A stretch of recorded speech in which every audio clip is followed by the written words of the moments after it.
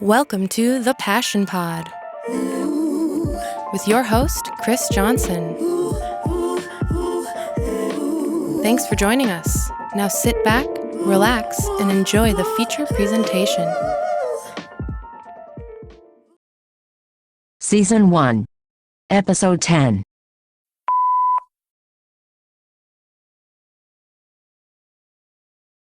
Welcome, friends. Today marks the end of Season 1. What started as a fun experiment has grown to be much, much more important to me. I can honestly say I feel like I have a new purpose in life, more meaning. It's going to take time, but if my friends listening have found value in listening to the stories we've shared, then we've already been on our way to changing the world for the better. So friends, if you stuck with me through this journey and you found that I was worth your time, if you want to help myself and all of our guests change the world for the better, even if it's just a little bit, you can do your part and share this show with your friends and family that you might think also would find value. You can help us reach more ears by taking a minute to like, subscribe, leave a comment, all that stuff. Although this is the end of our first season, don't fret. We've been working hard on creating Season 2 this whole time. You're not going to have to wait very long for us to be back for 10 more weeks straight. I saved a truly special guest for last. When I was 14 years old, I first felt the spark of wanting to have my own skateboard shop, and this guest is part of the reason why. When I was 14, dreaming of my future shop, he was 15, just 1 year older, and already opened his own in the neighboring town of Menominee, Wisconsin. It was called Bored to Death. I was so incredibly immature at the time. When I had heard about it, I thought to myself, that kid. He must be so spoiled that his parents bought him his own shop. And it pissed me off, but it motivated me. I thought if this kid could do it, then I could fucking do it too. It took me 9 more years, but eventually I opened my own store, Passion Board Shop, in the spring of 2014, when I was 23. As I grew up in those years, I eventually realized that obviously it was a lot more difficult for him than I initially thought. He didn't have his own shop so young because he was spoiled. He had it because he was special, and he proved it to people. Talk to anybody and you'll be hard-pressed to hear anything negative about that high school kid that had a skate shop back in the day. Years have passed, and he's never stopped working hard and doing cool shit. My guest today, he's been a rival to me and become an inspiration. 15 years have passed since I first heard of him and became incredibly jealous. And today, finally, I hope my longtime rival, who has never even talked to me or knew that I was a person, and I will become lifelong friends. This is the first time I've literally ever spoken to him. The once owner of Bored to Death, the current owner of Mobcraft Brewing, Henry Schwartz. Whew. Well, that was a hell of an intro. Holy crap. I didn't know all of those things. Yeah, man. I have same age, like from the same area, you know? Like, I think a lot of us all share that dream when we were kids. You know, I talked to our mutual friend Ty Morse about it, and like everybody, you're at the skate park and you're like, fuck, I wish I had my own shop. And dude, you having one at 15, like every kid my age thought the same thing. You're like, how the f*** did this kid? Yeah. So before we get into everything, why don't you share with our friends, how can they follow you and keep up with everything that you're going to be doing? Yeah, so I'm at Mobcraft Henry on Instagram, and then Mobcraft Beer on all the other socials. It's kind of the easiest way to get a hold of me. And I'm usually around the tap room every once in a while. So can you give us a summary of basically like who's Henry? What does he do? Where did he start from? Where is he at now? We'll do details later, but like the summary of it so people can understand. I'm talking to somebody who owned a skate shop, now owns a brewery, but is like traveled when you were young too. Yeah, right? yeah. So the quick and dirty on me, I was born in Colorado, traveled around a lot as a pretty young child, moved to Wisconsin when I was 14, ran Bored to Death skate shop from 14 until probably 18 years old. And then I went to college and fell in love with making beer. And instead of graduating and working for the man, decided that we should start up a brewery. That's something that's really interesting, I think. I've talked about it before on the podcast. As you get older, your passions kind of change and grow and go in different directions. And I was actually talking to my older sister about this. I was driving here. It's like a 4-hour drive to get down here to Milwaukee, where your brewery is, from Eau Claire. And I'm like, you know, this episode's special to me. What do you think would be a good question for him? And she says, well, I think about like how people identify themselves a lot. And that's something she's fascinated by. She has a doctorate degree in psychology. And that was a point she made is, how does somebody identify as the skate shop owner? They're the skateboarder. That's who they are as a person. Mm-hmm. And then just change directions into beer. You know what I mean? Or to any different thing. How does a transition like that work for you? And was it like difficult finding this new identity? No, not at all, really. I mean, because I don't think that either of them was a transition of identities. You know, it's this progression on who you I guess the business that you're in. I still have a passion for skateboards. It doesn't necessarily mean that it's the thing that I want to buy and sell every single day. And obviously being a young kid, wasn't necessarily into drinking beer as a 13, 14-year-old. And when that came to be, some of my other passions took hold and, pushed forward into what I wanted to do from a business perspective. What sparked the motivation so early to do a business? How many 14-year-old kids are like, I'm actually going to follow through with doing this tomorrow, Yeah, I mean, it goes way, way back. I mean, my first entrepreneurial endeavors were selling crayons in first grade. I didn't sell them for money. I don't even know what the whole transaction was, but it was this, very early on inkling of saying, I've got something that other people think is of interest, so there can be a transaction in the middle, and there you have business. So over the course of my really young life, I started, Henry's babysitting and lawn mowing service and, roamed around the neighborhood watching kids and mowing lawns. And so that was kind of always ingrained in my psyche of, I can perform work for people. And you never got bored of that? You never got sick of that? Because you obviously have continued being really motivated more than the average person. Yeah, and I think it all comes down to that human interaction. When you get to working in one specific thing, doing one repetitive task over and over again, that loses its luster. But when you're in a retail atmosphere like a skate shop, I love seeing kids come in, look for a specific deck, and then see them just rip on that out at the skate park. I wasn't the reason that they were having great success on their boards, but I was part of that transaction and I was part of that joy. So that flows through directly into the beer side of things. If we're down in the tap room and you see a gang of people coming in, they're gathering here at the tap room because it's their uncle from this city, their mom's in from out of town. They decided to come over to Mobcraft and, enjoy some laughter and camaraderie together. So that's a direct parallel on, why I still like doing this, is seeing people's joy through something that I'm a part of creating. I think that's something similar to the skateboarding world with the beer world, and why I think it's so rad with your brewery in particular is the fact that it's so community built.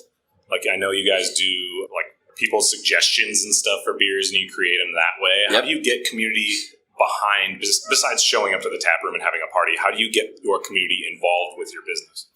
Yeah, it's my favorite part of the whole entire business. So we dub it as a crowdsourced brewery that we turn ideas into beer. So every month we take ideas from people all around the states, and once a month that person and their crew come and brew a beer with us. So it's a very intimate experience. We're back in the brew house. We're trying some fun beers. We're actually involving them in the process of either mashing in, throwing in the hops. And, so it is this direct emotional connection of their idea coming into a reality, through our brewery. That's the fun part about having a skate shop for me, is just being part of the community. I've said it time and time again to people. I think the best salespeople don't sell a product. They sell themselves as the solution to people's needs. Mm-hmm. And when you're the solution to somebody's needs, now you're not selling anything. They're just coming in and you get to enjoy that experience and try to guide them towards whatever's going to make them happiest, which then in turn makes you happy, which then also makes every single interaction different. It's not the same thing of how do I get them to purchase more than $100 today? It's how do I make this the most enjoyable thing for everybody? And sometimes that's when they come in and you say, hey, you know what? Can you choose the music today? I've been stuck on music, listening to the same rapper. You get to pick the music. I'm going to put it on YouTube while you shop for your board because I need to hear something new. You can do whatever the fuck you want, which is really, really rad. And again, I think that's the cool thing about pretty much any small business is how you can be more directly involved with the customer, because then it's not really a customer relationship. Then you're just with friends. Maybe you have a lot more friends all of a sudden. You're the popular kid, but it's not just selling a product.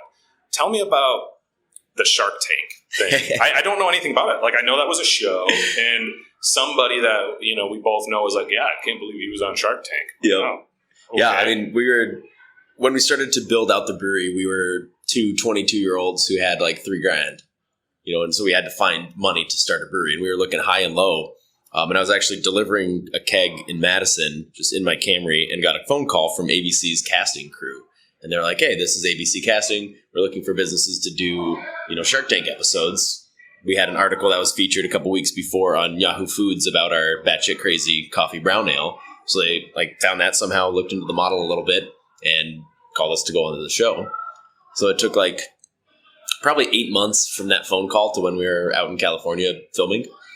But it was a really fun process to go through and, do the little video interview, answer some questions, fill out all the pages and pages of legal paperwork to go on TV, but then eventually go in there and pitch our concept in front of a bunch of really wealthy people Is that how you got some of the money to do this big? I mean, I would assume this is a large investment that this building. Do you own this building? Nope, don't own the building. You lease it? But even so, I would assume this cost a very large, more than $3,000. Yes, I know a little bit about how much a business costs, and my 900 square foot skateboard shop was a lot more than $3,000. So yeah, we didn't end up taking a deal from the Sharks. They only interest was from one of them, and they wanted us to shift our business model to be a marketing company and not necessarily focus in on the manufacturing of the product, because stainless steel is expensive. It's true, but we didn't really want to compromise. We knew that to be a brewery, you need to speak your personality through your beers and exist somewhere. So we kind of stood our ground and didn't take a deal and walked off. That's really, really important with any venture, period. If you're going to create something unique and something special, other people aren't going to understand what it is when you're trying to explain it. Only you are the one who's seeing what this thing is. And if you let other people dictate how you do things and the direction you go, it's just going to get washed out and be boring like everything else. Yep. You know, it's hard when you have to work with an investor or something, but that's all part of the transaction. That's why sometimes you have to start a lot smaller than you would have wanted to. You know, when I tried to open my skate shop, I went to a bank and the banks told me no, even though I had a good credit score and I was, you know, young. I wasn't 14, but I was 23, which is still young. And I gave my business model, my month to month. I gave them everything you would expect, really. You know, and I had collateral. Like, I already owned a house. And they still were like, no, skate shops don't make money. So sorry, but no, we're not going to give you any money. So all I was able to do was max out 2 credit cards with as much as I could get for a limit, which was $8,300. If anybody wants to know how much to start a skate shop, a really, really small one with no products, $8,300 is how I did that. But because I did it that way, I could do whatever I wanted from the beginning, and I could maintain my vision of what this thing was, and I never had to get permission to do something, which is really awesome. You know, like with my shop, the whole leaf thing, my logo is a skateboard deck with roots coming out of it because skateboarding's so rooted in the community and that whole thing. But I made my shop look like a city that's overgrown by trees that grow skateboards. So there's fake foliage all over the ceilings and like fake brick that I painted on the walls and like cracked concrete that I painted on the floors and all that. I didn't have to ask for somebody's opinion or permission. You know, when I was doing it, people kind of looked at me like, why? I'm like, it might take me a long time, but this is going to be something really cool when it's eventually done. Beyond, I've had the beer places, and it's good.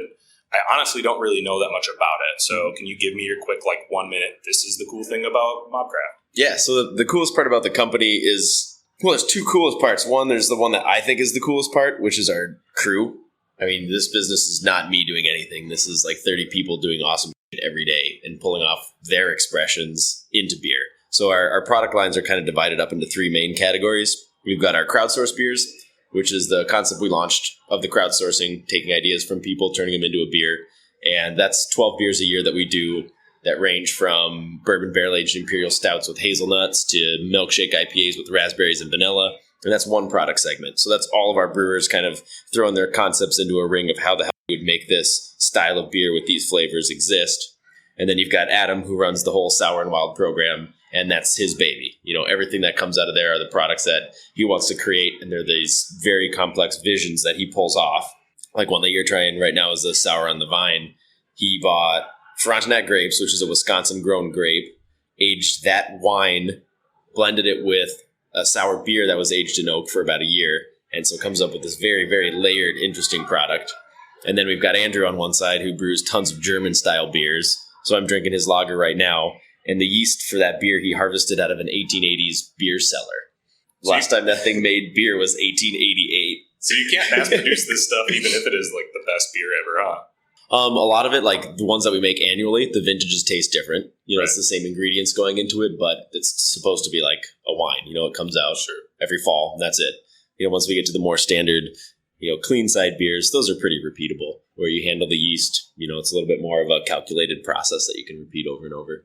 So I guess the short answer to your question, the most interesting thing about the brewery is the diversity of what we can crank out. Thank you so much for giving me a whole sampler of beer. Coming down here, I came in, you showed me around the brewery a little bit, and you're like, so what kind of beer you like? And me, being from Wisconsin, I'm like, all beer? Just pick one for me? Whatever, I'll drink whatever. And then you come up 10 minutes later, and you're like, well, I can't decide. There's so much delicious beer. Here's a bunch. So hopefully I can drive after this. Oh, yeah. It's like a beer's worth of beer. It's not too much. Yeah, no. So tell me about one of the more scarier moments throughout your career? I know, like, for myself, when you don't have a boss and your business, you probably should separate it from yourself personally, but a lot of business owners don't, There's a lot more emotion attached to things. So when you make decisions or when things happen, they affect you on a more extreme level than they would in a normal job. Yep. So what about for you? What's a scarier moment you've had to deal with? Well, there really isn't a scary-er moment. There's just like the only times that it's not been scary. You kind of wake up every day in your shorts and you're running your own business. I mean, if it's not one thing that's around, employees or a complaint that comes in online, sometimes you wake up or, a week is done and you're like, holy shit, I've seen my wife for 10 minutes this week. Am I going to be married next week? Every one of those things is incredibly frightening. I mean, to dig into some of them a little bit more, we had one employee that was a really good employee, customer facing, but not very good to the rest of the team. And then we made the choice to let that person go. And then that person made a lot of like outward complaints against the company. It's like, well, maybe if you were nice to all of your coworkers, and then you get the bad rap because 100 people think this person's awesome and 5 people know that it's a little more frustrating. Digging into internet stuff, every time somebody leaves a review, they don't know that that's what dictates business. On like our Untapped, the beer rating things, people check in all the time. 2 stars, don't like sour beers. Like, well, thanks. This is a great sour beer. Like Low Funk, the one that you're trying, that beer just won a gold medal at Great American Beer Festival. And we got 2-star reviews for it because people don't like sour beers. But then liquor stores put that review up on the shelves for people to gauge if they want to try and buy the beer. So, there's all these like little mini crisis moments where like, all I'm doing to just trying to keep this business open, trying to help our employees grow and make more money and eventually retire someday. I would like to really emphasize that thing. I know it's obnoxious when, you listen to something and they're like, smash the shit out of that like and subscribe, leave the comment, give us a review, and blah.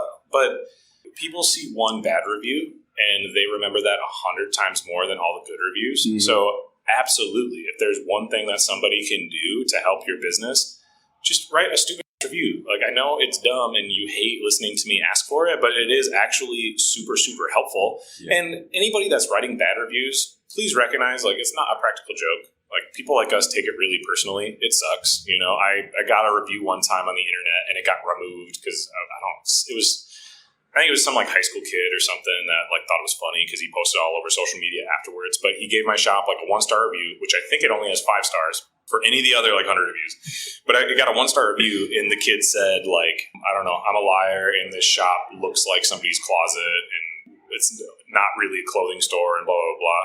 I was like, well, this would be a really, really nice closet if it was a closet. I don't know what kind of closets you've been to. And it's a skateboard shop, not a clothing store. I do sell clothing, but it's definitely a skateboard shop. And one thing I pride myself in very heavily is being genuine. Yeah. You don't have to like me, but I'm not a liar, man. I'm not a hypocrite. I say what I'm going to do and I do what I'm going to do. You know what I mean? Like you don't have to like me, but the one thing I try to live by is being genuine. Yep. So when you get that review, you're like, man, my whole day was fucked up. And I knew because even the name that it was on, I can't remember what it is anymore, but even the name that was left with the review was a famous author's name. So I'm like, you created a fake account just to do this, to like ruin my day. But it sucks, man. But when you get a good review, like it's the opposite. The key, I think, when you work for yourself is to like just try not to focus on all the scary shit, because there's always scary shit. Yep. Like, always, my store got robbed a couple of times, got broken into. So yeah, for a little while there, I'd wake up in the middle of the night and check my cameras because I have live feeds, or I'd have nightmares like I'm going to come to the shop the next day. But eventually, like I had to put that aside, like that probably won't happen. I'm more likely going to come to my store and just have a really relaxing, enjoyable day. Like that's more than likely what's going to happen. Mm-hmm. And I think over time, you kind of progress through those levels of mini terrors. Like a year ago, I used to look at every review that came through. And then now just think of it, it's like, I don't know the last time that I even got on that app to look at the reviews. But the world keeps moving. Right. Those real like human interactions are so much more important than when you can be down on the floor and shaking hands and making sure that people are having a good time. Like I try to go around at least once or twice a week and just hit every table that's in the tap room and check in, see how people are doing, see where they're from. And, you learn a ton about all the people that are in your business and enjoying it. Well, you can't please everybody anyways. You know, like if your goal is to please everybody, it's not going to happen. The key is to get enough people that really enjoy whatever it is that you're providing to make a living off of it. And just because there's a couple assholes, like, doesn't change the fact that there's 1,000 other really cool people, or for you, like 7,000 or however many follow the Mobcraft on Instagram. So cheers to all of you guys. Oh yeah, that was a real fun, Mark. So let's switch over to, well, I guess I'll ask that question then. What was fun, Mark, about that? Did you guys have like a little event or something? No, I mean, that was one piece of advice that I got from a woman named Tara, who helped us build out a lot of our like financial planning for the business, was like, celebrate all your mini wins. And I'm so horrible at doing that. You know, she was like, in my company, because she built a really successful business, in my company, every time that we had something, you know, we threw ourselves a mini party. Whether it was like Thursday afternoon, we just won a big deal, we're having a bottle of champagne. And that's something that I don't do too often, and we really need to here, because every time you get those little mini wins, it should be. I mean, you should just be hooting and hollering. Yeah, that's something I struggle with as well. It's like, oh, no problems. I'm just going to go home. Like, or stay 10 extra minutes and have a little mini party. You know? Yeah. This was really cool. We were out with a couple friends of mine last night. We were bowling, right? Like, we got a babysitter for the night. We were out bowling, and we had a pitcher of beer, and we were hanging out. And I just threw a strike for the 100th time in a row. And I'm walking back, and my buddy goes, okay, we got to stop for a second. I'm like, oh, why is that? And he goes, well, it's 8 o'clock. Okay, why does it matter that it's 8 o'clock? And he goes, well, we have a thing in our house. We have an alarm on our phone at 8 o'clock. We stop whatever we're doing, and we all share our favorite moment of the day. Oh, that's awesome. He's like, so let's do it. I'm like, oh, okay, cool. You know, and like we went around and shared the whole thing, and I was like, that just makes you enjoy the day so much better. Nice. Makes you focus on like the cool things. And I'm going to start doing that now as well, like incorporating that into my day, except at 7:30 before I put my kids to bed. But I thought that was just a really cool thing. You know, if you focus on the positives, more and more positive things tend to like follow that. You know, it's the same way, like a downward spiral, it just keeps going. But positivity, it's the same way. And that's something our world needs so much. You know, when we get into just news, I mean, everything that absorbs and hits our ears is always negative stuff. And I would say in my, you know, personal and business life, that's what gets me down the most, is when, you know, that's all that you hear is the things that are just frustrating, or it's like this fire we got to put out.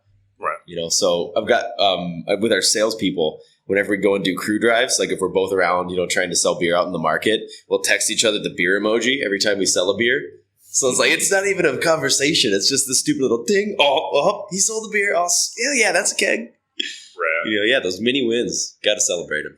Well, let's focus on mini wins, but let's talk about some big wins. Yeah. What is your most one of your most proud accomplishments you've had in your career? Obviously, a lot of them from opening the doors when you're 14 for your shop, to selling your shop, to getting, I think you got a scholarship, right? For college. Yeah. Well, I never sold the skate shop. I had to close it. I actually took all the inventory with me to college and sold skateboards and monsters and frisbees out of my dorm. That's actually how I met my director of operations. I sold her a pair of snowboard boots out of my dorm at Whitewater, and now she helps run Mobcraft. Wow. I had no idea that that's how that works. Yeah. But yeah, so you've had a lot of accomplishments, obviously, over the years. Anybody who's owned their own business, like I said, even just opening day is a huge one. But can you share a story of one of the ones you're more proud of? Yeah, I got two stories. Because the first time that I really realized it was probably in 2016. I had Sam, who's our graphic designer, and Kayla, who's now our director of ops. They came and said, hey, this is something we want to do, in which in the course of business, you have employees that want to do stuff all the time. But they didn't just say, this is something we want to do. This is something we want to do. Here's our plan. Here's how we're going to execute. And it was just like all laid out. You know, the first time that it ever happened where I felt like I didn't have to be involved in every step of the process. So that was a win, you know, a huge level of excitement to just be like, oh yeah, there's so many competent people around me that I can be hands off on a lot of stuff. And then most recently, my favorite win was pulling off our 6th-year anniversary party. We had a big old party called Weird Fest. It was like a Mobcraft circus where we shut down the whole entire street, had fire throwers and sword swallowers and musicians and live statues. And I think we had 40 beers on site, octopus tacos, and just everything that was weird. You know, and we just decided that we're finally going to, instead of just being called the Weird Brewery, embrace it and just be the Weird Brewery. And I just had so much fun doing that. You know, it was stressful to plan this thing. We probably had 4,000 people come through over the course of the day. Super expensive. We had Mondalucha Mexican wrestling, like a stage set up in the middle of the street. Why not? So to have everybody just be so vested in pulling off this concept and throwing in their ideas and turning 6 was huge. Can't imagine having. I mean, like we had the shop's 5-year anniversary party, which to me 5 years was like the big fucking one that I wanted to hit for sure. Yeah, that means you made it. Yeah, right. That's what people think. Made it to 5 years. Now all of a sudden you're a wealthy business owner and you're like, "Dude, I sell skateboards for a living." People all the time, they come in and they're like, "So how's business?" I'm like, "Well, good." But like when I say good, I feel like you think that means I'm wealthy now. Yeah. Like that. Yeah. I sell skateboards, man. I don't make a lot of money. I just like what I do a lot. But we had that party, and that was a special, time for me for sure to celebrate that. And we had like maybe 200 people, and it still felt wild. I can't imagine having 4,000 people all gather for. Well, it's through the course of the day, all day long party, not all at once. Still, 4,000 people that came out because of more than just you, but because of you. Like that's a pretty cool thing to be able to like look back on that you created that. I've talked about on this podcast before where you a lot of people don't count those intangible things. I told a story about how there were some kids, and I like through a King of Eau Claire contest, I had a thing on there where you had to have a squirt gun fight. And all these like 14-year-old boys were just like cool guy in it until I gave them like water bottles, punctured holes, and said go. And then they're giggling, running around. But when you know that you created a really cool memory for all of those people, ego comes in a little bit, but really like take ownership of the fact that you created something really, really rad that a lot of people probably have selfies of. And like, I had such a good weekend at that weird thing. And I'm sure they aren't even thinking of your face, most of them. They're just like, oh, that weird place. But that was a whole lot of fun. Yeah. I mean, there was like 20 friends that were like, I'm sorry I never saw you at Weird Fest. I was like, really? I didn't know you were there. Yeah. Yeah, but the fact that you got to create that, like it's not like that made you a lot of money. Like you said, it was expensive, but the fact that you got to create that fun is like such a cool, special part about owning your own business. You like have all these opportunities to do all these really cool things. Yep. All right, I like to ask this on every episode, but tell me about a unique experience that you've gotten to have, but you only had because you chose to pursue your passions. I mean, again, it comes back down to the people. The only reason that I've got to meet a ton of the people that I have in my life and interact with them is because I ended up in this beer world. So to get together, a lot of it that is my favorite are the, groups of like business people. So I'm pretty active in the Wisconsin Brewers Guild and Drink Brew City and go out to the Great American Beer Festival every year, and just being in this giant pot of all these other brewers who are interested in the exact same industry that you are. It's like going to a skate competition or, just being in somewhere where everybody is vibing on the exact same thing that you are and jacked about it.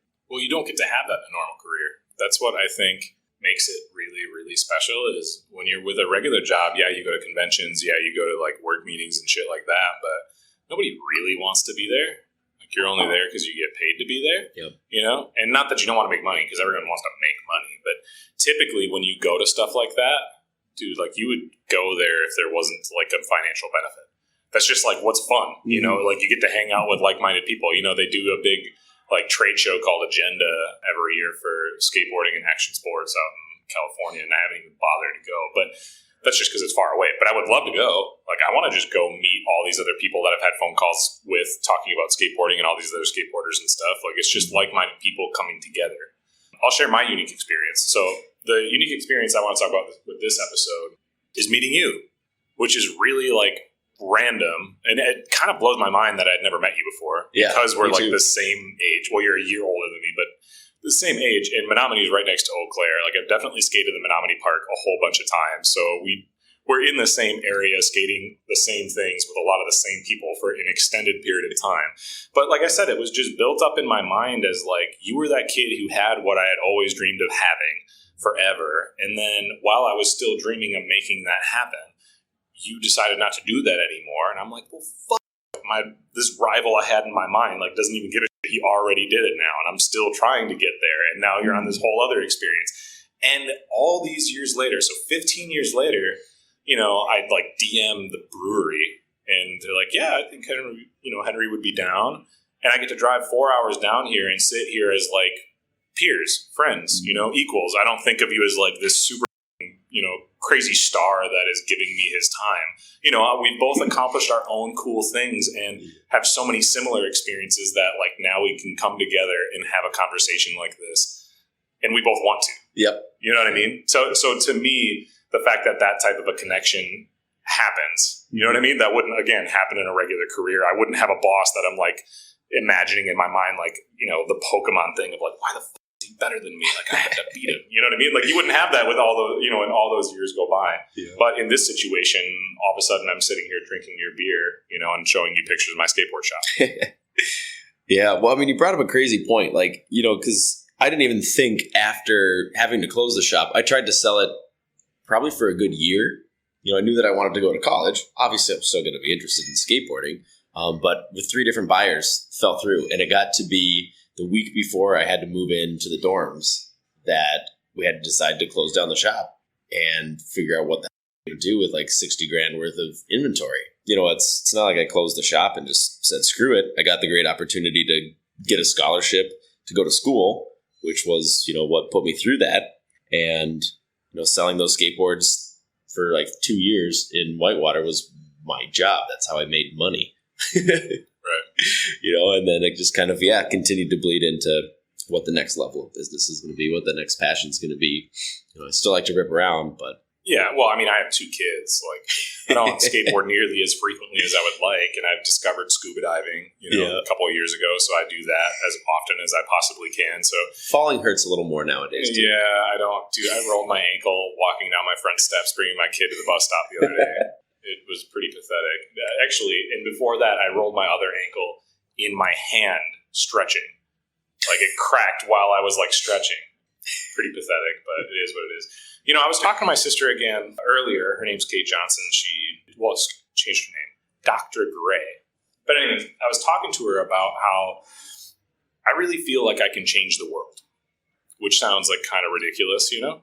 But you think about it like on a small scale. And with the podcast, I'm really trying to create something that me, you, all the different guests, which huge shout out. Thank you so much for you guys even believing that this is worth your time at all. But I really think that we're going to change some people's minds. Some people are going to listen to this and are going to want to pursue their passions more, which will just make their lives better, which will make the world a better place. And you probably didn't think about that when you had your skateboard shop, that there was some other kid 20 miles away that was like, I want to do that now.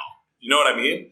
Out of sight, out of mind. You probably weren't even thinking about it, but you changed the world by doing something like that. And I'm sure you're doing it with the brewery. I feel like I must do that for some kids in my store. Like, we all are capable of changing the world in a more positive way if we choose to put our energies in that.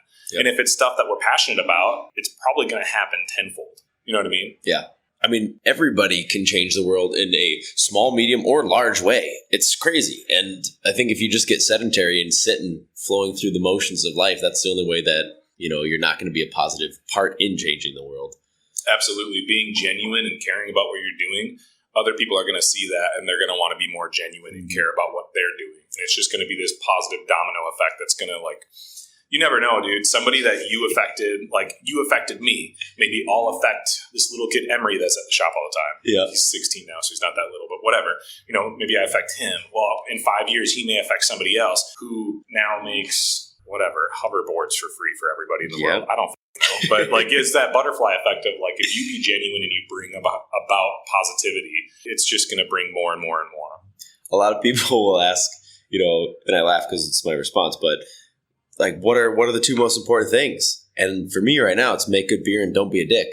And that's literally it. You don't have to do anything else in this world. Just like, dude, that's actually a saying that I say all the time. No, for real. All the time I say that. One of my buddies, Chris Catillo, was saying, you know, if you ever ran for president, that should be your motto. Don't be a dick. Yeah. Because I say that all the time. Like, that's the life I live by. You know, like when somebody's like talking about being politically correct and this and that, whatever. I'm like, dude, you know what? I try my best to just not be a dick. You know, and then everything usually works out because people know I'm not trying to be one. Like, point it out and I'll try to fix it so I'm not in the future. That's hilarious that we have the exact same mindset on that. Well, I'd like to finish every episode with a piece of advice from both of us. And I'd like to preface by saying don't weigh it super heavily because a lot of people might just, at this point in the episode, go, I don't get what Chris really has to say. Like, he owns a skateboard shop. He doesn't know anything about anything. which is fine. You know, you don't have to listen to anything I have to say. I'm only giving you advice because I'm hoping it's going to help you. If you don't think it's going to help you, that's totally fine too. Like, you don't have to listen. But I do genuinely want to help. So I will give a piece of advice, but I'd like you to give one as well. Do you want to go first? Or should I? Sure. So my biggest piece of advice actually came from my mother, and this is what she told me as long as I can remember. And it was, what would you do if you weren't afraid? Then do it. It's pretty simple. I mean, all you have to do is remove, like, why am I scared of XYZ thing that is preventing me from reaching my goal? And then just do the thing that you need to do. You know, and you can fail in so many different ways, but at the end of the day, it doesn't matter. You still got your life. You know, you'll most likely still have your friends and family. Yeah, I think that's the biggest problem for almost everybody is they're scared. They're scared of judgment from others. They're scared of failure. They're scared of any number of things, like what could go wrong. But they're not asking themselves what could go right. Yeah. A lot of cool shit could go right, you know? It's so much easier to dwell on this depressing, crappy, sappy stuff. Absolutely. Well, I'll give my piece of advice then. Mine is, sometimes it's a good thing to compare yourself to others. When you see someone doing what you've been dreaming of, tell yourself, if they can do it, you can also do that same thing if you want to. Find those people, let their success motivate you to create your own success. Nice, I love that. Thank you for joining us for this episode of The Passion Pod. We hope you enjoyed it as much as we did. We'll see you soon.